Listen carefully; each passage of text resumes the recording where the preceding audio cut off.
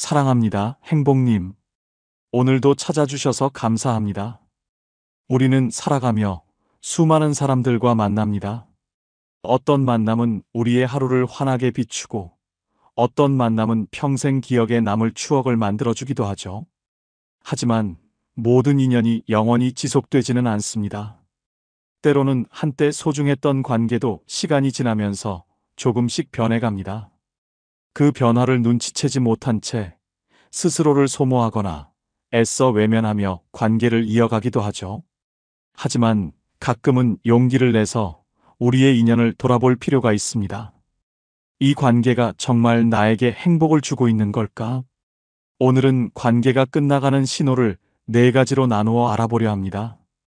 이 신호를 통해 스스로를 더 사랑하고 더 건강한 인연을 만들어가는데 작은 힌트를 얻으실 수 있을 거예요. 특히 마지막 신호는 많은 분들이 쉽게 놓치는 부분이니 끝까지 함께 해주세요. 첫 번째 신호. 함께 있어도 외로움을 느낀다. 얼마 전 오랜만에 만난 친구와 점심 약속을 잡았습니다. 사실 그 친구는 학창 시절부터 제게 특별한 사람이었습니다. 서로의 비밀을 공유하고 함께 웃고 울던 시절이 있었으니까요.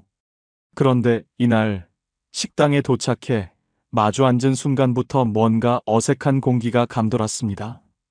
친구는 메뉴판을 넘기며 잠시 고민하더니 주문을 마치자마자 핸드폰을 꺼내 들었습니다.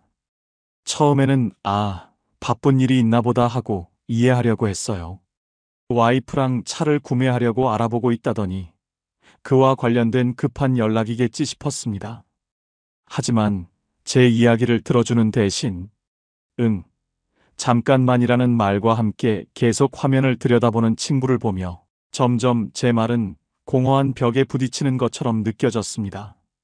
두 번째 만남에서도 비슷한 일이 반복됐습니다. 이번엔 다를 거야 하고 나갔지만 대화의 시작과 끝은 핸드폰을 중심으로 맴돌았습니다. 세 번째로 만났을 땐 어쩌면 이 관계가 이미 끝났다는 걸 인정해야 한다는 생각이 들더군요. 집으로 돌아오는 길에 문득 이런 생각이 스쳤습니다. 같이 있었는데도 이렇게 외로울 수가 있구나. 사람과의 만남에서 외로움을 느끼는 순간은 단순한 감정 이상을 의미합니다. 이는 관계가 이미 감정적으로 소진되었거나 한쪽이 더 이상 상대에게 관심과 애정을 주지 않고 있다는 신호일 수 있습니다. 심리학에서는 이를 정서적 분리라고 부릅니다. 가까이 있는 것 같지만 마음은 멀리 떨어져 있는 상태죠. 그럴 때 드는 느낌은 꼭 이런 말로 표현할 수 있을 겁니다. 함께 있지만 서로의 마음은 서로 다른 길을 걷고 있었다. 마치 밤하늘의 별처럼 눈앞에 있는 것 같아 손을 뻗어도 닿지 않는 그런 거리 말입니다. 과거에는 말하지 않아도 통했던 시간이 있었다면, 이제는 대화를 억지로 이어가야 하는 부담감만 남아있다면 이는 관계의 경고등일 수 있습니다. 우리의 마음은 이미 알고 있지만 머릿속에서는 애써 외면하려 할 때가 많죠. 하지만 이런 신호를 놓치지 않고 진지하게 바라볼 필요가 있습니다. 스스로에게 물어보세요. 왜 이 만남이 예전처럼 즐겁지 않을까? 만남 자체가 의무처럼 느껴지고 더 이상 기대나 설렘이 없다면 이미 마음의 거리감이 생긴 것입니다. 하지만 여기서 중요한 것은 스스로를 비난하지 않는 겁니다. 우리를 소중히 여기지 않는 관계에 스스로를 자책할 필요는 없습니다. 내 시간을 아껴주지 않는 사람에게 내 마음까지 허비할 필요는 없으니까요. 관계는 서로의 마음과 노력으로 이루어집니다. 때로는 한쪽의 변화가 먼저 시작되지만 진정한 관계는 그 변화를 서로 나누고 이해할 때 더 단단해집니다. 때로는 멀어진 인연이 새로운 시작을 위한 자리 만들기일지도 모릅니다. 탈무드에는 이런 말이 있습니다. 떠나야 할 때를 아는 것도 지혜이며 머물러야 할 때를 아는 것도 지혜다. 우리가 놓아주는 인연은 새로운 행복과 더 나은 인연을 맞이할 준비를 하는 시간일지도 모릅니다. 두 번째 신호. 사소한 일에도 짜증과 불만이 커진다. 얼마 전 친구들과 오랜만에 만나 저녁을 함께 했습니다. 서로의 근황을 나누고 유쾌한 대화로 웃음소리가 끊이지 않았죠. 대화가 점점 과거로 흘러가다 한 친구가 옛 여행 이야기를 꺼냈습니다. 우리 그때 여행 갔을 때 묵었던 숙소 이름 기억나? 다들 고개를 갸웃거리며 뭐였지? 하며 머리를 굴렸습니다. 저도 곰곰이 생각하다가 결국 생각이 안 난다. 뭐였더라? 라고 솔직히 말했죠. 그런데 맞은편에 앉아있던 친구가 갑자기 이렇게 말했습니다. 진짜 그것도 기억 못해? 너 원래 이런 거 잘 까먹더라. 정말 답답하다니까. 순간 웃음소리가 멈추고 분위기가 차갑게 얼어붙었습니다. 사실 그 친구의 말은 농담일 수도 있었습니다. 하지만 그날은 이상하게 그 말이 가슴에 박히더군요. 마치 내가 늘 부족하고 늘 실망을 주는 사람이라는 낙인이 찍힌 듯한 느낌이었죠. 다른 친구들이 대화를 돌리며 분위기를 살리려 했지만 제 마음 한구석은 이미 멀어진 듯 했습니다. 사소한 말과 행동에서 느껴지는 짜증과 불만은 관계의 균열을 드러내는 중요한 신호입니다. 이는 단순히 스트레스나 순간의 감정 때문이 아니라 관계에 쌓인 미세한 균열이 표면으로 드러나는 순간입니다. 심리학에서는 이를 관계적 피로라고 부릅니다.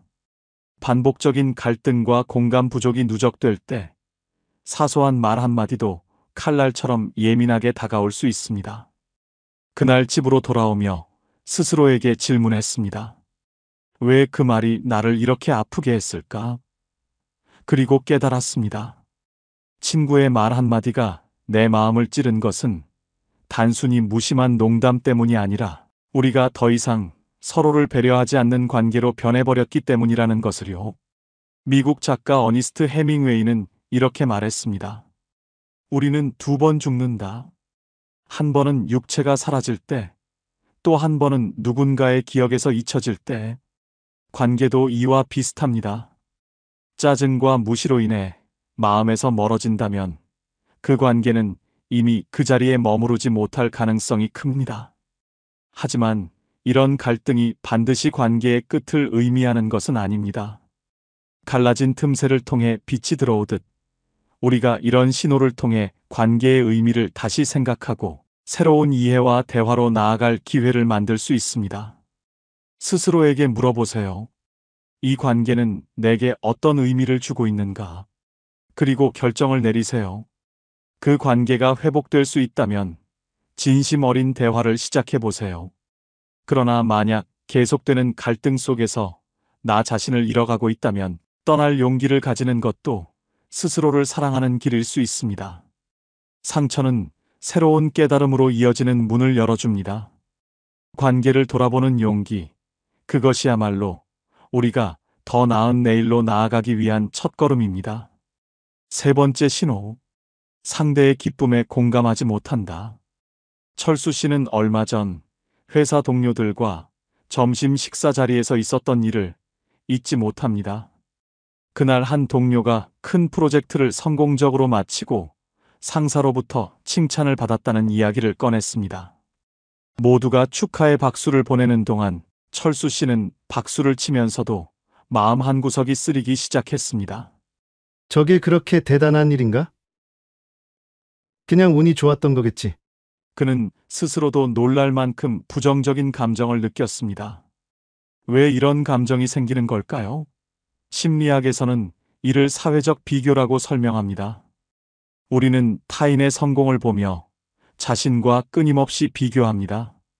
건강한 비교는 동기부여가 되지만 시샘으로 번질 때는 상대를 끌어내리고 싶은 마음이 생기죠. 시샘은 관계를 망칠 뿐 아니라 자신에게도 독이 됩니다.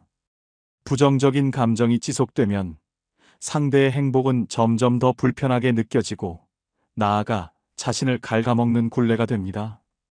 철수 씨는 집으로 돌아오는 길에 깨달았습니다. 내가 이 관계를 이어가고 싶다면 먼저 내 감정을 직면하고 내려놓아야 한다. 누군가의 성공을 진심으로 축하하지 못하는 관계는 오래 지속되기 어렵습니다. 기쁨을 나누는 관계가 아니라면 그 관계는 부정적인 에너지만 남길 가능성이 높습니다. 미국 작가 마크 트웨이는 말했습니다. 누군가의 성공이 나의 실패를 의미하지 않는다. 진정한 관계는 경쟁이 아닌 협력에서 시작됩니다. 서로의 기쁨에 공감하고 성취를 함께 축하하는 것은 관계를 단단히 이어주는 중요한 연결고리입니다.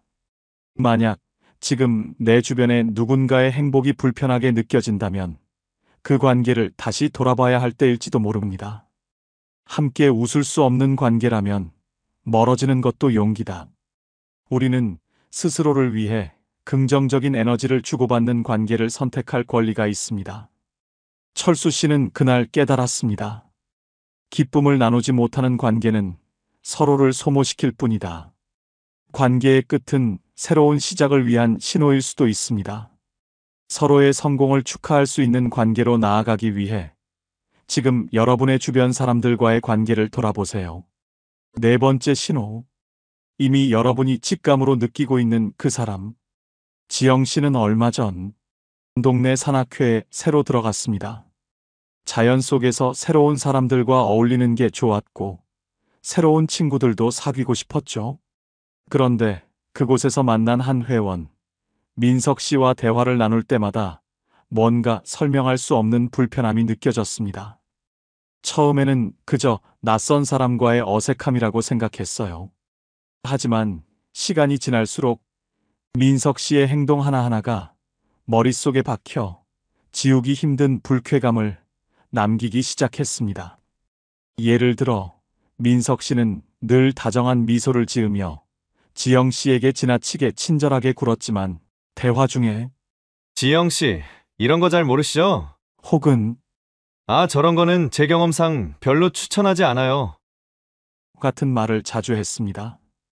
한두 번이면 그냥 넘길 수 있었지만 이런 말이 반복되면서 지영 씨는 점점 민석 씨와의 대화가 부담스럽게 느껴졌습니다. 왜 이 사람과 대화를 나눈 뒤에는 마음이 이렇게 무겁지? 산악회를 다녀온 날이면 집에 와서도 민석 씨의 말투와 표정이 계속 떠오르며 찜찜한 기분이 가시질 않았습니다. 그는 겉으로는 친절했지만 대화 속에는 미묘한 비꼼과 가르치려 드는 태도가 녹아 있었던 겁니다. 우리는 본능적으로 사람의 진심을 느낍니다. 상대방이 겉으로는 웃으며 다가와도 그 웃음 뒤에 숨겨진 무시나 자기 우월감을 우리의 오감은 직관적으로 감지합니다. 심리학에서는 이를 미세 신호라고 부릅니다. 상대방의 말투, 몸짓, 표정에서 드러나는 작은 단서들이 우리의 무의식 속에서 경고를 울리는 것이죠. 많은 사람들이 이러한 신호를 느끼면서도 스스로를 탓하며 무시하려 합니다. 내가 너무 예민한가? 하지만 그 불편함은 예민함이 아니라 우리의 본능과 직관이 보내는 중요한 메시지일 가능성이 높습니다. 심리학자 말콤 글래드웰은 그의 저서 블링크에서 이렇게 말했습니다. 첫인상이 전부는 아니지만 첫인상을 무시할 수는 없다. 우리의 뇌는 단 몇 초 만에 상대방의 태도와 의도를 파악하며 관계의 적신호를 감지합니다. 상대방이 보이는 작은 신호들을 무시하고 계속 관계를 이어가다 보면 나도 모르게 부정적인 에너지가 점점 쌓이게 됩니다. 우리가 만나는 사람들 중에는 설명할 수 없는 불편함을 남기는 사람이 있습니다. 대화가 끝나고 나서도 그 사람이 했던 말과 행동이 머릿속을 떠나지 않고 마음 한구석에 무거운 돌처럼 걸리는 그런 관계 말입니다. 어쩌면 지금 떠오르는 그 사람, 바로 그 사람이 여러분의 마음을 지치게 하고 있는지도 모릅니다. 좋은 인연은 우리를 빛나게 하지만 나쁜 인연은 우리의 마음을 어둡게 합니다. 지금 떠오르는 그 사람을 떠올리며 스스로에게 질문하세요. 그 관계가 진정으로 여러분에게 행복을 가져다 주는지 아니면 삶을 무겁게 만들고 있는지. 관계를 정리하거나 거리를 두는 것은 더 나은 나를 위한 용기입니다. 마음이 보내는 신호를 무시하지 마세요. 그것이 여러분의 행복을 지키는 첫걸음입니다. 누구나 떠나는 인연은 두렵지만 새로운 인연은 반드시 찾아옵니다. 마치 오래된 나뭇잎이 떨어진 뒤 새싹이 돋아나는 것처럼 관계도 새로운 시작을 위한 여백이 필요합니다. 여러분의 삶에는 언제나 좋은 인연이 기다리고 있습니다. 그 여백을 남겨두는 것, 그것이야말로 더 나은 내일을 위한 준비입니다. 여러분의 하루가 좋은 인연으로 가득하길 바랍니다. 혹시 여러분이 알고 있는 또 다른 신호가 있나요? 그렇다면 댓글로 여러분의 지혜를 나눠주세요. 많은 분들께 큰 도움이 될 것입니다. 이 영상이 필요한 분들께 공유해 주시고 구독과 좋아요로 저를 응원해 주세요. 여러분과의 소중한 연결이 저에게 큰 힘이 됩니다. 오늘도 여러분의 행복을 빕니다. 이상으로 행복 주문서였습니다.